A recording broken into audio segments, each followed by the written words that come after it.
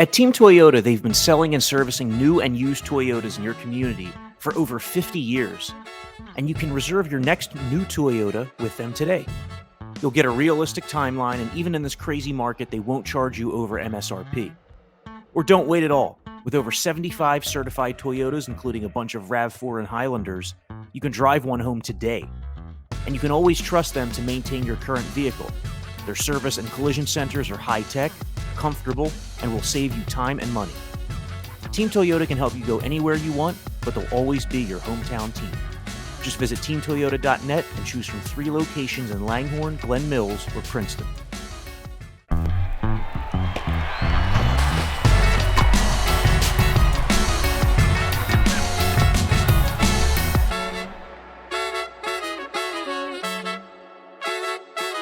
Hey folks, welcome to the Phillies Talk podcast presented by Team Toyota. Corey Seidman here, joined by Jim Salisbury. And as we sit down the morning after another Phillies loss, this one at Coors Field, the Phillies losing 4-1 as their offense just continues its slow start to the season. Jim, we're 11 games in. The Phillies have scored 1 or 0 runs in 4 of those 11 games. And this offense just has not clicked. On Monday night, 5 hits total, only 1 of them for extra bases. Yeah, we spent pretty much the entire spring, not just us, but even Phillies personnel, folks with rival teams, all talking about how explosive this offense would be. And then, the Phillies come north and open up with 10 extra base hits in the first 2 games against the Oakland A's, a couple of victories. But since then, really slim pickings.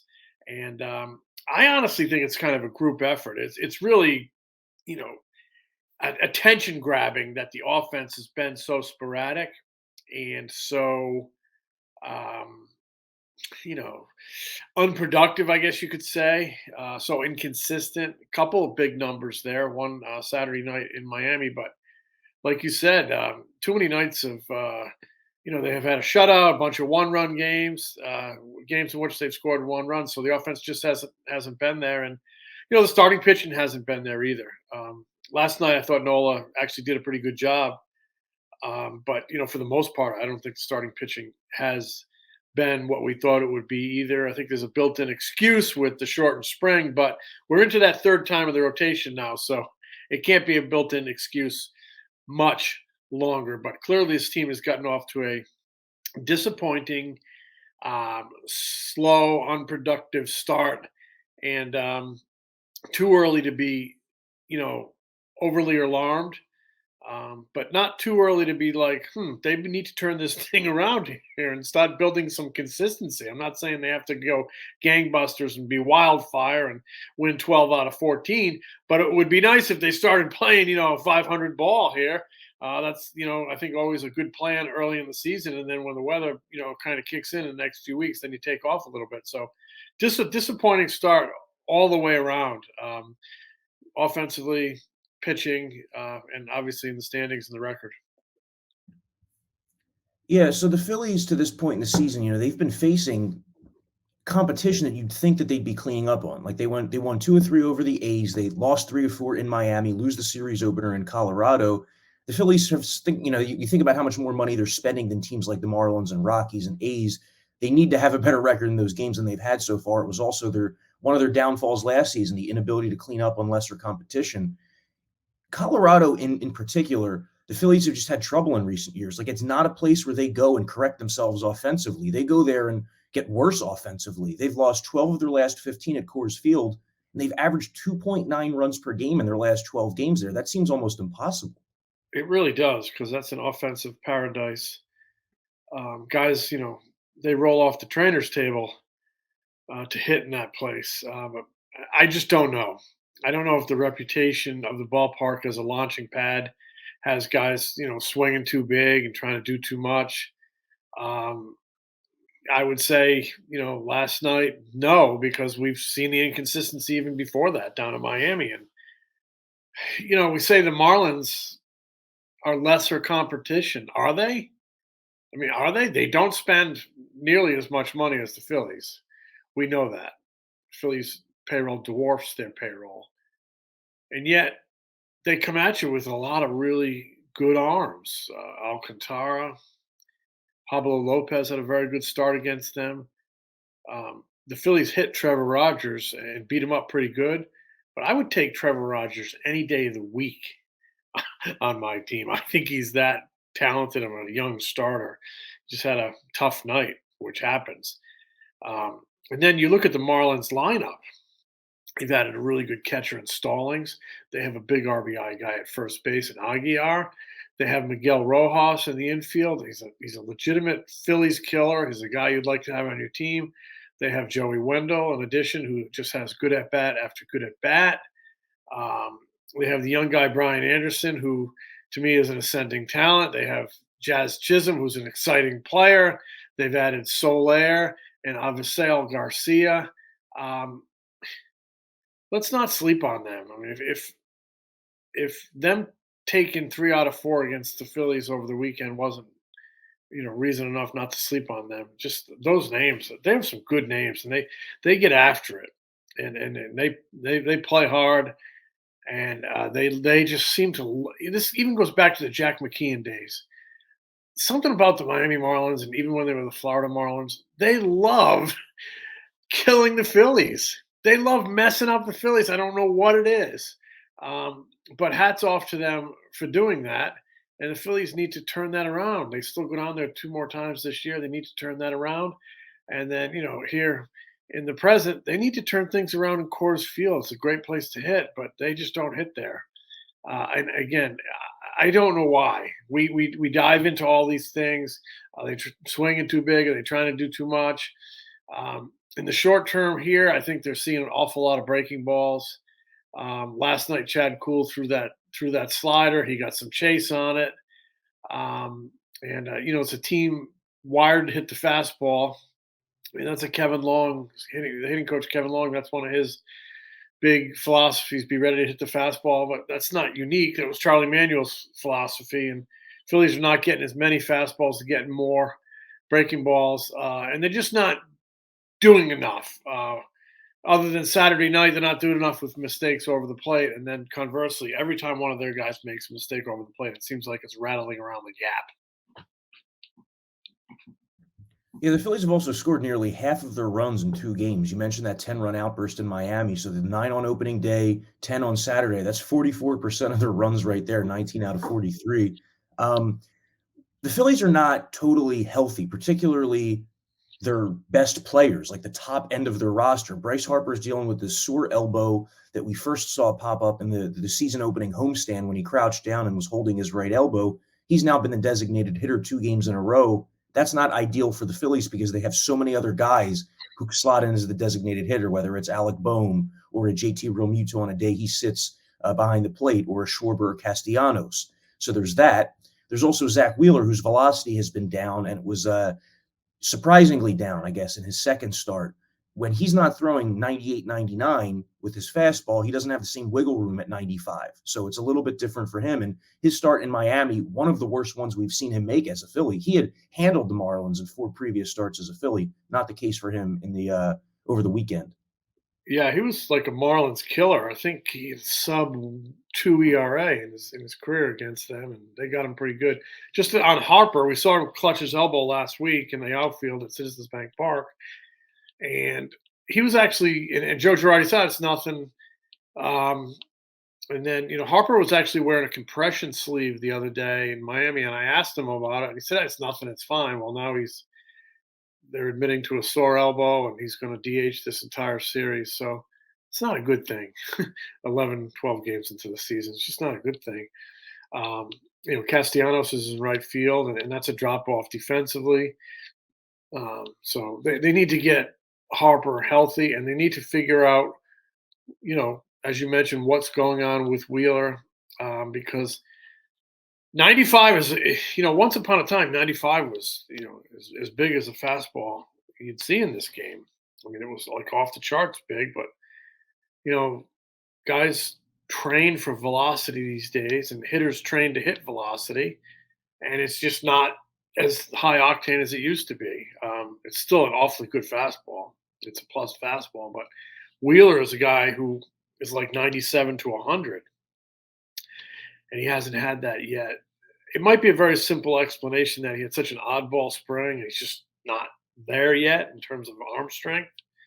Power pitchers take a little longer. That's always been the rule of thumb, and I believe it. I've seen it over the years.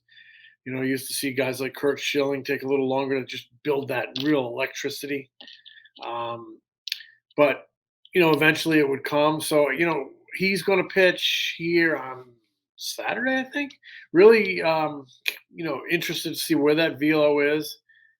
Um, and talking to him after that game Sunday in Miami, he admitted that he thinks he's still in quote unquote build up mode. But his word was, "I hope it comes." Well, yeah, everybody hopes it comes because Zack Wheeler needs to be a 95, 90, 97, 98 with the sinker, with the four seamer, with everything else, slider, the cutter, to really be effective. I mean, he is a classic power guy, and we're just not seeing. We are seeing power, but we're not seeing Zack Wheeler power. Girardi doesn't seem concerned, and that's not surprising. I think a manager has to come across as even keeled and, um, you know, understanding and rational, and that was a short spring training. But until you see him looking like the Zack Wheeler of old, I think it's fair to scratch your head and wonder a little bit. So um, hopefully, it's just a product of an off. Of a crazy spring, and he'll be back looking good soon because I mean he's to me one of the most indispensable talents on this team. I think if you lose him, or if he's not himself, it's a big blow to this team. I mean, he's your stopper. Um, the guy you build win streaks on. They had a chance to build a little winning streak off him on Sunday, and he just didn't have it. So um, one of the big alarming things is they're clearly getting a good look at his fastball. He's thrown like 73 or 4 fastballs, either a two seamer or a four seamer, and only gotten 2 swing and misses. That's not Zack Wheeler. That means there's an old saying in the game. The hitters will tell you. Well, the hitters are telling them it's not as electric as it once was. So, but to me, it's a concern. But it could go away quickly, and we'll know more on Saturday when he makes his next start. Well, the hitters in the Phillies lineup must have told Joe Girardi to switch things up. He switched things up in Miami over the weekend, moving Kyle Schwarber from the leadoff spot to the 5-hole, and said that this change is going to stick for a little while with JT Realmuto up top. In games where Realmuto sits, it'll probably be Gene Segura, I guess, in the leadoff spot. You wrote a piece at NBCSportsPhiladelphia.com about how early as it is in the season, and as much as guys are talking about not panicking or making big changes, you look at what the Phillies did in the lineup. It's a pretty big change. You signed Kyle Schwarber to a huge contract, and within 2 weeks, he's moved out of his leadoff spot. I thought it was a pretty big change too. Joe Girardi just kind of sloughed it off as well. He's trying to separate Harper and Schwarber by more than 2 batters, so a lefty can't come in and carve up both guys. So when they were 1 and 3, the lefty the team could strategize a little bit more and bring in the lefty to face them. Now they're 2 and 5, so there's more air between them, and it's harder to bring in a lefty. Or you have to think more about it. I thought it was dramatic in that this is a team with leadoff problems last year. 302 on base percentage in the leadoff hole, second worst in baseball. Dombrowski has a press conference in October, says, we need a leadoff man. They prioritized chasing Schwarber for a lot of reasons. There was intangible reasons. The guy's a winning player, has had a winning pedigree. They thought they needed in that clubhouse. He can slug. They thought they needed that. No, by the way, he can hit leadoff and has had some good stretches in leadoff because he's a guy with some selectivity and a guy who gets on base. Not your classic leadoff man, but more of a certainly an acceptable leadoff man in the way the game is evolved today behind data and analytics. And 9 games into the season, he's not your leadoff man anymore, and he only played in 7 of those games. So I don't know. I thought it smacked of urgency and maybe even desperation to light a fire under this offense, that they had seen enough of him in the leadoff hole after 7 games, after pursuing him all winter. Partially because he could hit leadoff, that now he's down in the 5-hole. And I like him in the 5-hole. I think he'll drive in a lot of runs there so they can get some people on base for him. But it just to me it painted a little picture that Joe was desperately trying to kickstart this offense and do something. And also when he said, "Well, we're going to stick with it for a while," it just told you that he didn't like the configuration of the lineup with Schwarber at leadoff after 7 games. I think that's kind of remarkable when you really wanted the guy to. And all spring long, you talked about how you thought he could do it, thought he could be pretty good at it. It just and then Harper's at the 2 hole. I think he likes hitting in the 3 hole. I think he'll hit wherever you need him to.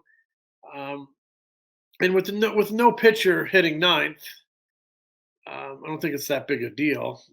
There'll be guys on in front of him, but it just smacked as of to me like you take in the piece of paper and you crumble it up and throw it in the trash can. And after 9 games, said, "All right, we're going to try something new. None of this is working." Um, and I'm not sure if it's like urgency or desperation, but maybe a little bit of both. And they need to get this thing going. So we'll see. Real Muto's going to do some leading off, but he can't play. With their rest patterns, there's going to have to be times when Segura's going to have to do it, and he's a free swinger who, when he hits, he'll be fine. When he doesn't, he won't be. But he's a guy who generally is a pretty good hitter. So I think if he hits, that'll fuel his on base percentage. Odubel Herrera will be back during the coming homestand, I believe. He has hit leadoff at times and been okay. When he's on, when he's focused, and when he's in a good groove, I think he can do it. But we all know and seen enough of Odubel to know that there's times when he's not focused, and not in a groove, and can't do it. So, long story short, it appears that leadoff is still a major issue for this team. Jim, as we're sitting down to record this Tuesday morning, the Phillies just announced a minor trade that they have acquired outfielder Dustin Peterson from the Milwaukee Brewers for cash considerations, and they're assigning Peterson to AAA. He has big league time with 2 teams, 2 different seasons, briefly, 2018 with the Braves, 2019 with the Tigers. Seems like a depth signing. You just mentioned Odubel Herrera could be on his way back up. That gives them another minor league outfielder. One other note on the lineup, we're talking about Schwarber. We're talking about the middle of the lineup not really producing to expectations. Bryson Stott, who's playing pretty much every day, he's over his last 17 with 6 strikeouts, struck out 5 times the other night. It's not uncommon for a rookie to look pretty challenged early in his career, but Stott, the first week of the season during that homestand, was pretty hot. He had a multi-hit game against Max Scherzer, was acquitting himself well at the bottom of the lineup, but not so much the last week or so. Yeah, and coming off a really great spring. It just goes to show you spring training is different from the regular season. The intensity picks up, especially the guys 60 feet 6 inches away, who all of a sudden are really attacking you, not just getting their work in. He looked a little lost at the plate. Was it Saturday night in Miami? And the night he struck out 5 times. I guess that was Saturday night, right?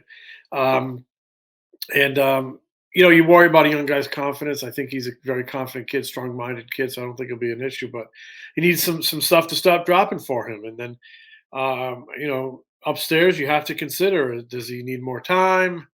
How do you handle him? I do think he belongs here. I think he earned his way here, and he belongs here. But these are the bumps in the road that a young player will face. Oftentimes they can be a real growth experience, and you can come out of them a better player. Failure is a great teacher in this game, but when the games matter, it's tough to endure a failure. Right now, I think we're seeing Alec Bohm learn from some failure and react very positively from some failure. Didn't have a great spring swinging the bat. Was really under the microscope, really appeared tight. But he's coming to the season, and he looks very relaxed at the plate, and he's swinging it really good. Had a tough night defensively a week ago, but he got back out there Monday night in Denver and played okay there. There was that tough play over by the railing, ran into the tarp. I don't fault him for that at all. That's a tough play for George Brett.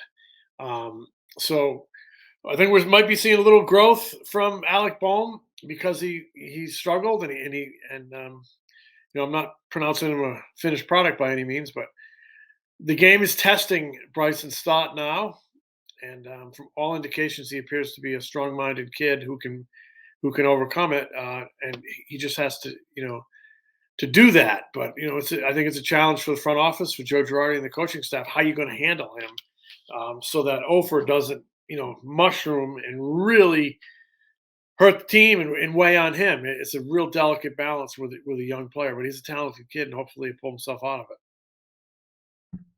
All right. Well, the Phillies have 2 more at Coors Field. Hopefully they can turn this thing around. They've lost 12 of their last 15. As we mentioned, they just have not hit at Coors Field dating back to 2017. They have 2 more in Colorado. Then they come home for 3 with the Brewers and 4 with the Rockies. It's Kyle Gibson on the hill for the Phillies Tuesday night against lefty Kyle Freeland, who the Phillies have hit in the past, and he's off to a pretty rough start so far this season. Yeah. That game will be 8:40 p.m. on NBC Sports Philadelphia Plus. And, Freeland is a kid they drafted. The Phillies drafted him out of high school. I think he was I think he might have been a Southern Indiana kid, but he went to Evansville University, pitched there. They drafted him. They wanted to sign him. He didn't sign. He's been, up and down over there in Colorado. Kyle Gibson needs to keep the ball down in this ballpark. He's a sinker baller, changeup. He's a guy that needs to keep the ball down, and against this lineup in that ballpark, he really, really needs to do that if they're going to have a chance tonight. Thanks a lot for listening to the Phillies Talk podcast. He's Jim Salisbury. I'm Corey Seidman. Catch you later in the week.